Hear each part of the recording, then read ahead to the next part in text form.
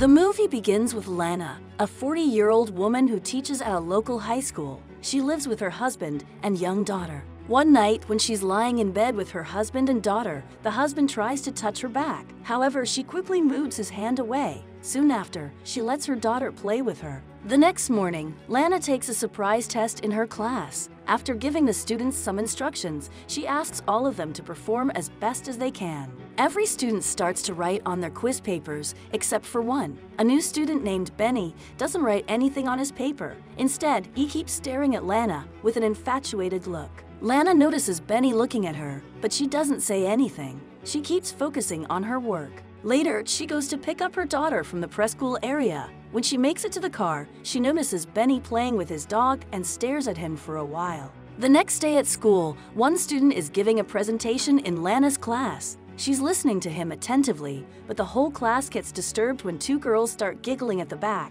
They're looking at something on their phones and don't seem to be interested in class. Lana tells them to put their phones away and focus on class, but they don't care about what she says. They keep giggling and creating a fuss in class. Now, Lana gets angry and asks the girls to hand over their phones as punishment. The girls give their phones, but one of them starts disrespecting Lana and swears at her. The whole class starts laughing at Lana, and she tells the girl to leave the classroom immediately. During this chaos, Benny has a very serious look on his face. It looks like he's angry. Later, Lana goes to the teacher's room to have a cup of tea. She looks through the window and notices the girl who disrespected her being bullied by some guy. The guy shoves her backpack to the ground and even tosses her bicycle aside. It turns out that the guy is none other than Benny, and he's giving the girl a taste of revenge for disrespecting the teacher. Then, a fellow teacher walks into the room and Lana discusses the whole situation with her. She mentions how the new kid Benny is a little strange, but doesn't mention anything about them staring at each other.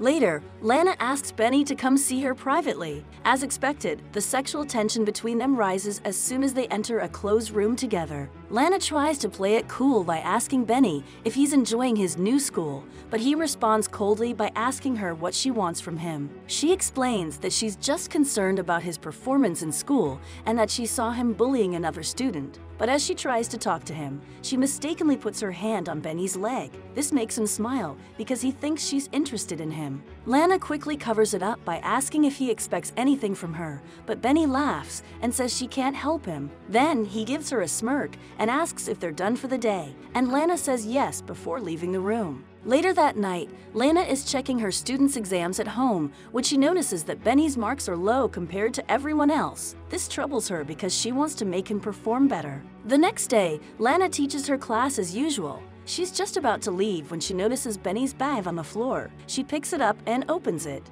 She finds Benny's sweater inside, so she takes it out and sniffs it. Is she attracted to the 17-year-old kid? After this, she runs off to the restroom to wash up. To her surprise, Benny sneaks up from behind and starts touching her inappropriately. Lana's expressions show that she's enjoying it, but she tries her best to force him to stop. She says that they shouldn't be doing this, but he doesn't listen and keeps on going. Just when she's about to surrender to Benny's touch, she suddenly steps back and denies it. She then tells him that this kind of situation should never happen again. Before leaving, she also warns him that if he ever tries to touch her again, she will make sure he gets expelled. The next day at school, Lana tries her best to focus on work, but she looks distracted. She gives the students some classwork, but Benny doesn't do his work and only keeps staring at her. After class, Benny approaches Lana in the hallway and invites her to join him in the evening. However, Lana firmly says no and explains that whatever happened between them was a mistake and that it should never happen again.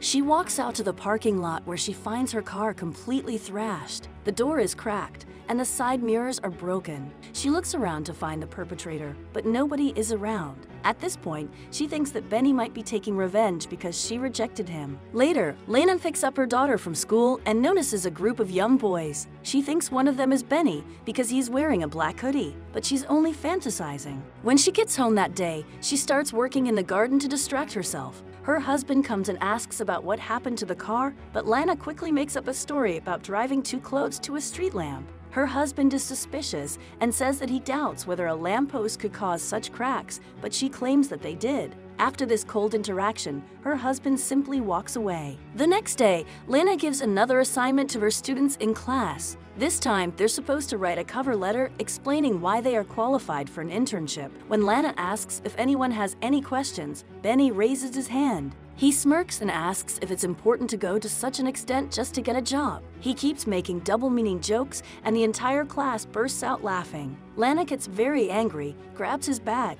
and throws it outside as she yells at him to leave the classroom. Unfortunately, all the other students are also being disrespectful and take Benny's side. One of them even throws a duster at the board. Seeing this, Lana leaves the classroom and goes home. The next morning, she goes on a morning jog in the forest, but feels like someone is following her. She stops and looks around for a moment, but doesn't see anyone there. Still, she quickly flees from the place. Later that day, she's reading a storybook for her daughter when the phone starts ringing. She picks up, but nobody speaks on the other end. This keeps happening for a while, until she realizes that it's Benny trying to mess with her. She hangs up the phone and puts it aside. After some time, she goes to school to take her classes but stops when she sees Benny sitting inside the room. She feels super uncomfortable, so she decides to flee by pretending to be ill and asking her boss for a day off. At home, Lana's husband asks about her day and why she came back home so early. She lies and tells him that she gave her students an interview assessment and got free early.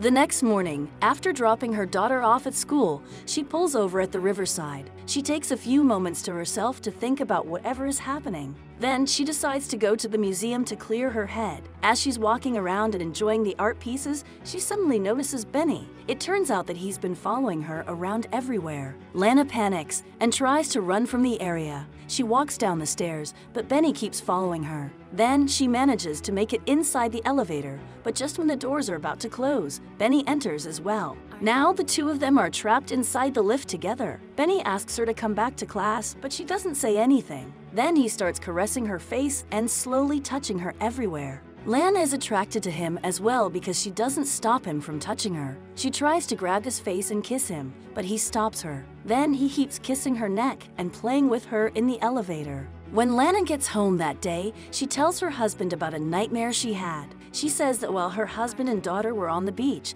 she saw herself being drawn into the ocean. The current was so strong that he couldn't even pull her out. Lana gets very emotional while telling this dream, so her husband comforts her. The next morning, Lana goes on her morning jog but stops at the riverside for a while. She throws a rock into the sea and starts planning something. Later, she reaches the school, but instead of going to class, she sneaks into the head office. There, she steals the upcoming final exam and stuffs it inside Benny's coat. She knows that someone will catch him, and that's exactly what happens. While Lana is in the staff room with other teachers, she sees Benny being detained by security outside. He immediately gets kicked out of school for stealing the exam papers, and Lana is super happy to know that he will no longer be an issue in her life. In the next scene, Lana and her husband are enjoying a romantic time at the lake. Suddenly, her husband disappears, and she starts panicking. Then he screams as he emerges from the water, and that's when Lana wakes up from her dream. It looks like she was having another nightmare. Even though everything is supposed to be fine in her life now, Lana starts missing Benny after a few days. She starts fantasizing about the times he groped her in the bathroom and the elevator. She also misses seeing his cute face in class. Eventually, she becomes so desperate for him that she fantasizes about sexual activity with him. One day, she takes her daughter to a bookstore to buy her a gift.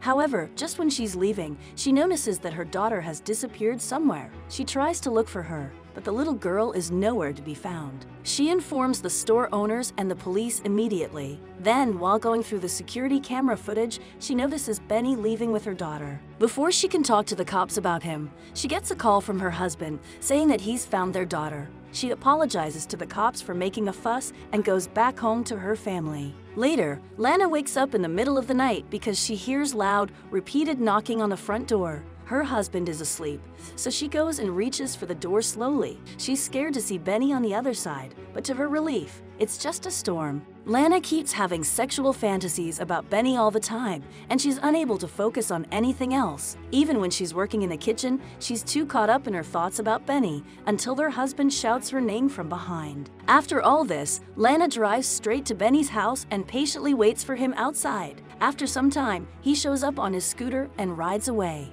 Seeing this, she starts following him on the road. When they finally get to a secluded area with no other cars, she takes a deep breath and then violently smashes her car into his scooter, making him fall to the ground. She keeps driving ahead for a bit and eventually stops her car. In the final scene, she gives herself a moment to pull herself together before stepping out to go see him. The moral of the story is to control your urges and not engage in a dark fantasy with a forbidden lover. Chances are that it'll end with one of you being dead. And that's it for this movie recap. If you were Lana, would you rather kill Benny or leave your husband and daughter for a 17-year-old boy? Let us know in the comments below. If you enjoyed this video, we're sure you'll like this one even more. Click now to watch.